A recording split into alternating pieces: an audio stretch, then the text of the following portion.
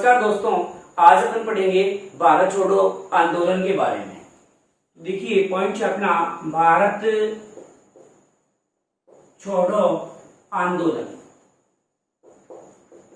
भारत छोड़ो आंदोलन सबसे पहले है, क्या भारत छोड़ो आंदोलन को केवल भारत छोड़ो आंदोलन कहते हैं? नहीं, इसे अगस्त क्रांति भी कहते हैं। क्या कहते हैं?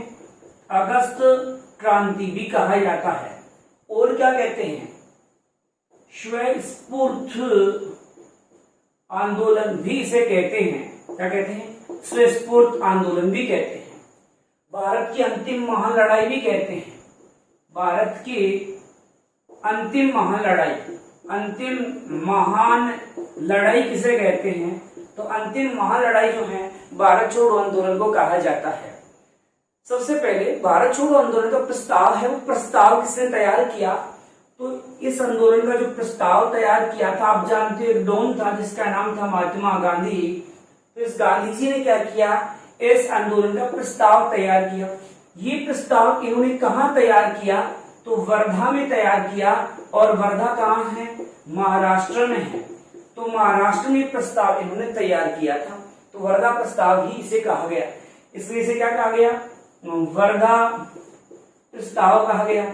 वर्धा प्रस्ताव जो रखा गया था 14 जुलाई 1942 को रखा गया। जब गांधी जी ने भारत छोड़ो आंदोलन का प्रस्ताव तैयार किया तो कांग्रेस ने विरोध किया।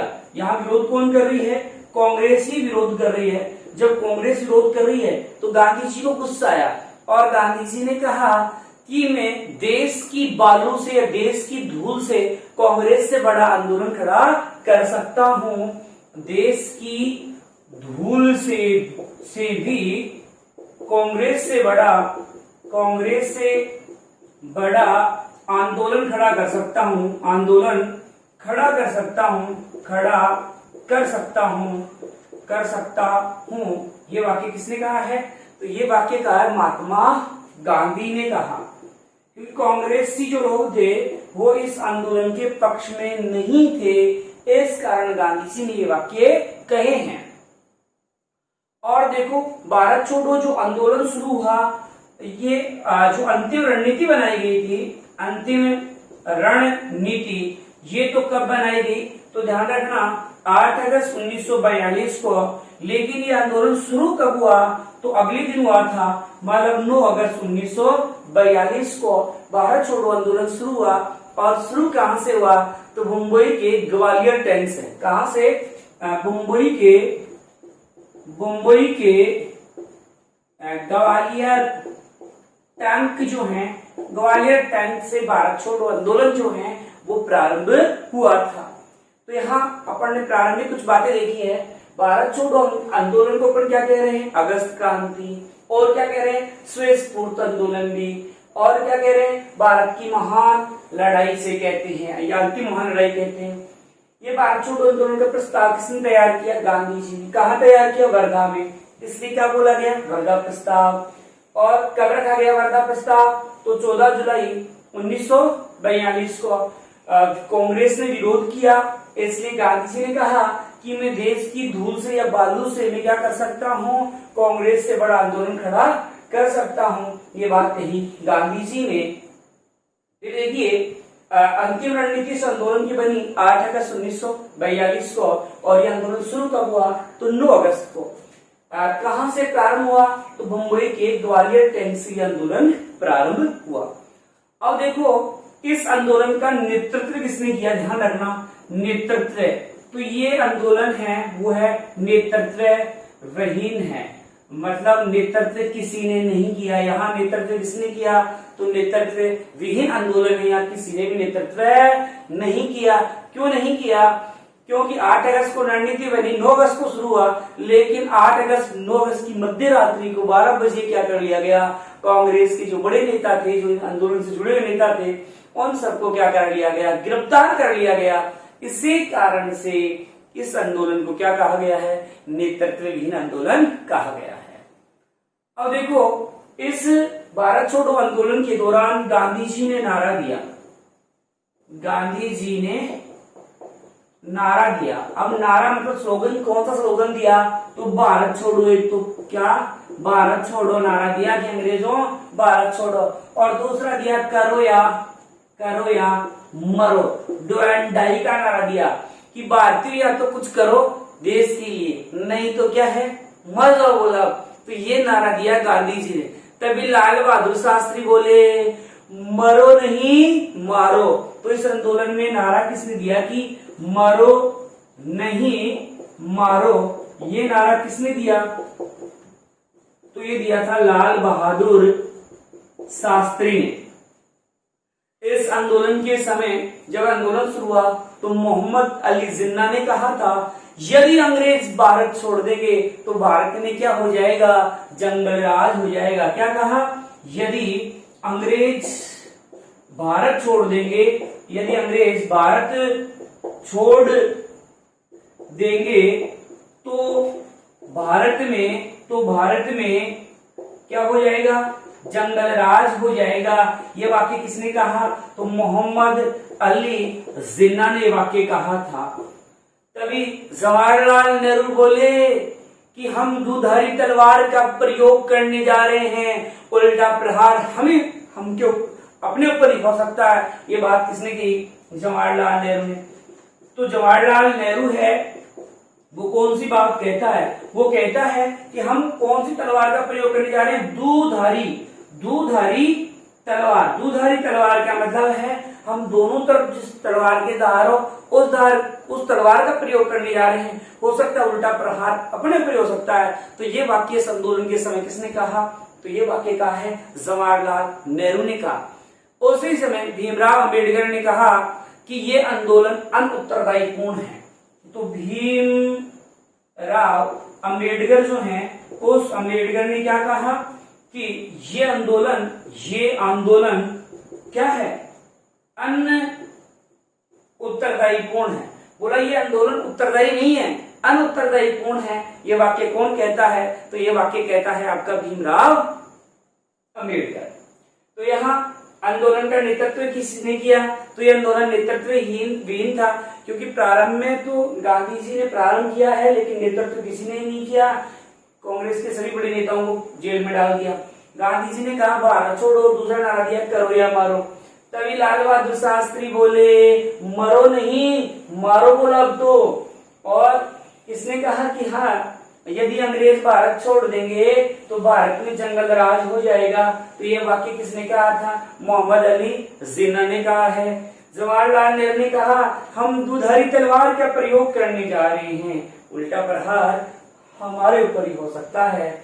और भीमराव अंबेडकर ने इस आंदोलन को क्या बताया? अनउत्तरदायीपूर्ण बताया। इस आंदोलन के दौरान गांधी जी को गिरफ्तार कर लिया गया।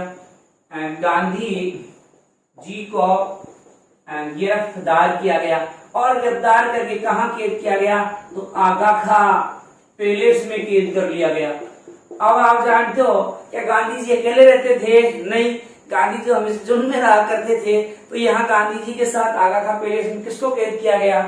तो यही आगा खां पैलेस में सरोजनी नायडू को भी यहाँ क्या किया गया था? आगा खां पैलेस में आगा खां पैलेस में क्या किया गया? कैद किया गया था। जब गांधी जी यहाँ जेल में थे तो 21 दिन का उपवास जो है गांधी जी ने रखा। और अंग्रेजों ने भी इस आंदोलन के दौरान गांधी जी के अंतिम संस्कार की तैयारी कर ली थी। अंग्रेजों ने पूरी तैयारी कर ली थी अंतिम संस्कार की कि गांधी जी अब मरने वाले हैं, क्योंकि गांधी जी ने 21 दिन का उपवास रखा था। तो गांधी जी के अंतिम संस्कार की तैयारी है वो भारत छोड़ो आंदोलन के दौरान की गई, लेकिन गांधी जी नहीं मरे। मौत को भी धोखा दे गई गांधी जी। तो यहाँ अंतिम संस्कार की तैयारी की गई थी।